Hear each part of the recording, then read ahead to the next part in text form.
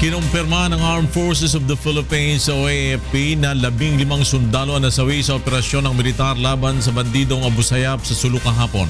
Mula sa Camp Aguinaldo may report si Brian De Paz. Live. Yes, Brian.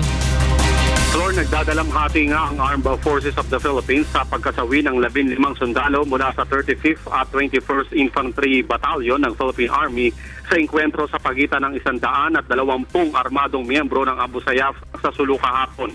Ayon sa pahayag ng Sandataang Lakas, alas 4:30 ng hapon kahapon naganap ang sagupaan sa Sitio Can Jalul, Barangay Maligay sa Patikul, Sulu. May 10 sundalo ang sugatan o wounded in action. Habang ang lawak naman ng casualty sa bandidong grupo kahapon ay hindi pa nadedetermina ng AFP. Bagamat may mga pangalan na ng mga sundalo na lumalabas sa social media pero ayaw pa itong kumpirmahin ng AFP dahil kailangan munang iabiso sa kanilang mga kaanak.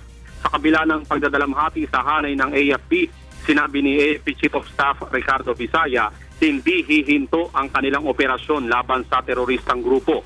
Magsisilbihan niyang inspirasyon ng mga kapwa sundalo ang kabayanihang ipinakita ng kanilang mga kasamahan na nasawi sa military operation. Ayon sa AFP, nasa 21 naman ang napapatay na miyembro ng ASG mula nang magsimula ang kanilang operasyon, 4 na araw na ang nakalilipas. Ayon kay General Visaya, batid ng bawat sundalo na bahagi ng kanilang tungkulin ito at ang AFP ay magpapatuloy hanggang matapos ang kanilang misyon. Yan muna ang latest. Balik sa iyo, Flor.